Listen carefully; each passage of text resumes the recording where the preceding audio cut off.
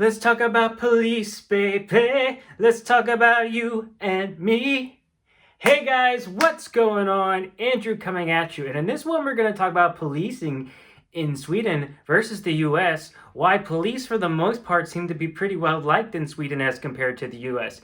And we have to talk about this issue. It has brought up so many times. And I feel like the last 2 years, it's really been just on display about all the things that need to be worked out with in the United States. And there's a couple different factors that we're going to have to keep in mind here of why the police have a worse reputation in the United States.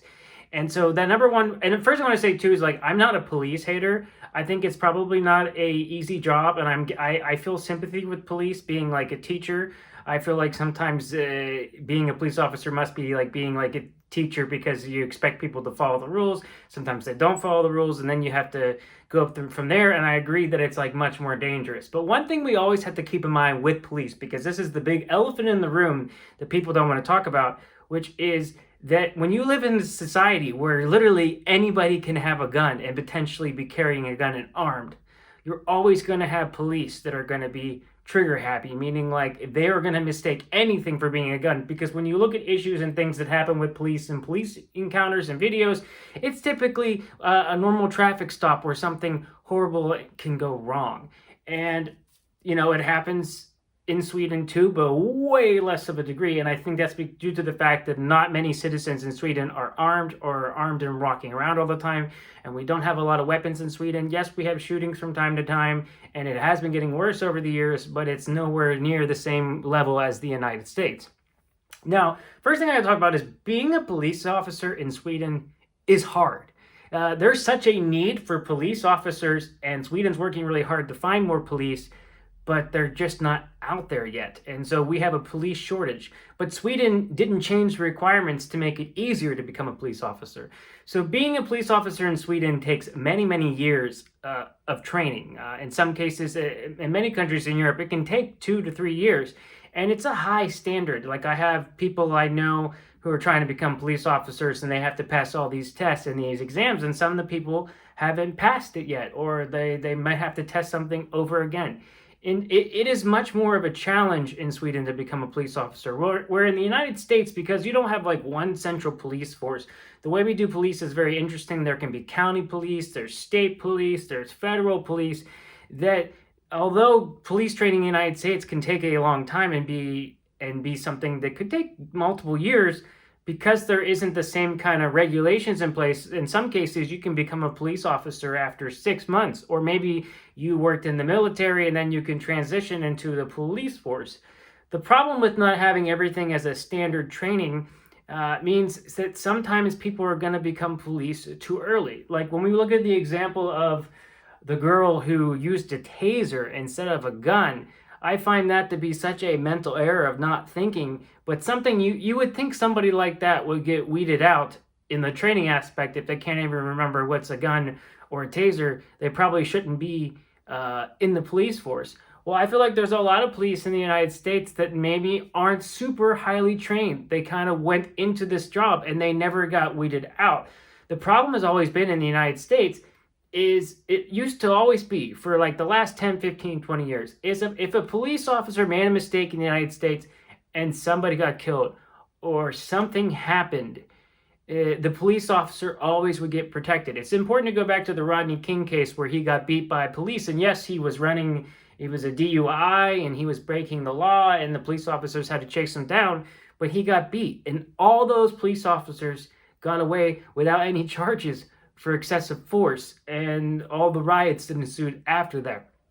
There is a history of police in the United States covering things up. There's this case of a guy in Baltimore where he got apprehended by police, and then at some point while he was going to the police station, he ended up dying, and then it got swept under the rug. So now having this chance for people to film, we are seeing a lot of these techniques. And it seems to be this one case that in all problems I see in police in the United States, and that is escalation. It seems to be the police do not have a lot of experience in actually de-escalating situations, and a lot of police officers keep raising the temperature up and actually probably doing the opposite of what they should be doing in certain situations. And you have police that are already trigger happy. Then on top of that, they just keep escalating and escalating. And I think a lot of cases, that's where these two things happen.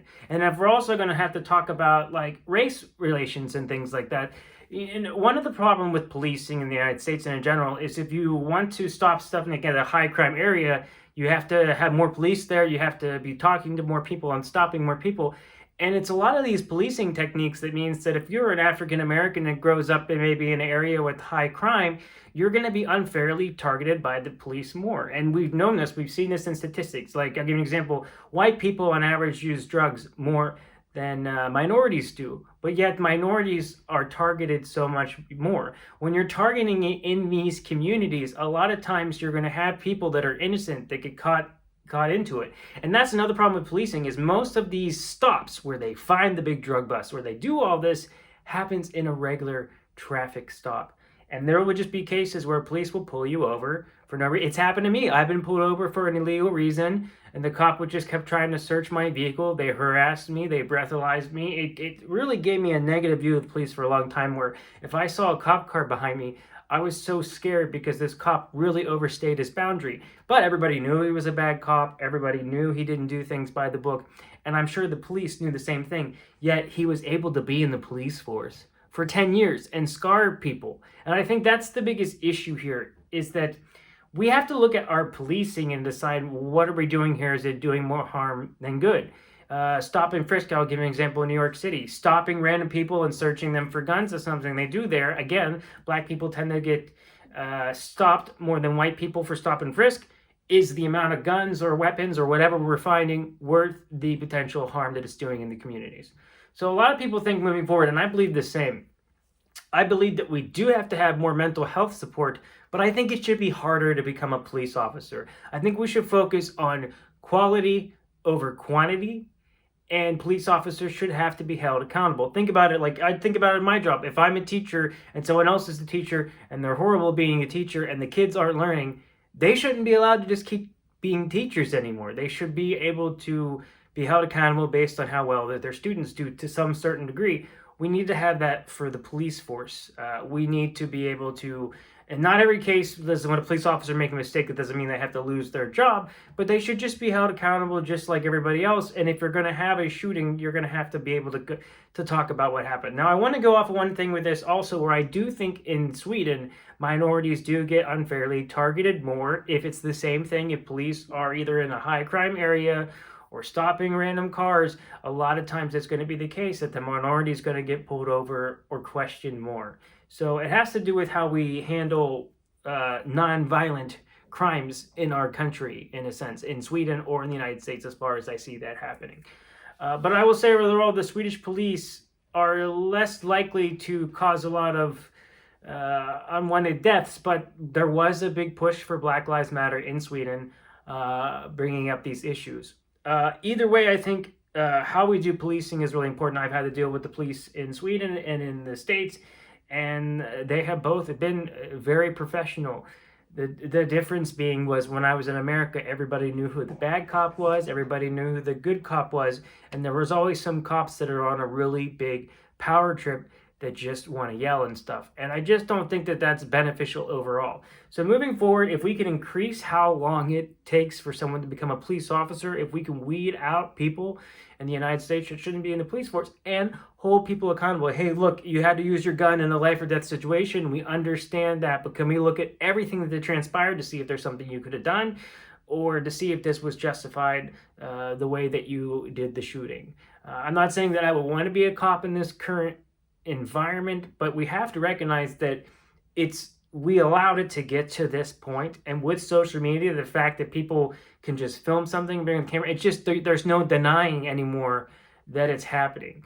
I think the most important thing to do is to listen to people within our communities, because if people that are African American feel scared to get pulled over by the police, then we're making a failure somewhere, and we need to have police actually within the community helping out. We need to have programs in place helping the community and completely change the relationship we have with the police, and also weed out the police that are always escalating situations and not looking for non-violent endings. And everybody knows police like that exist. I'm sure they do in Sweden as well, but they just get rolled out quickly which is why the Swedish police are just more well-liked than American police. So I'm hoping that the United States can do the same. I'm sure I missed some stuff. Let me know what I missed here, and I will see you guys in the next video. Hej då!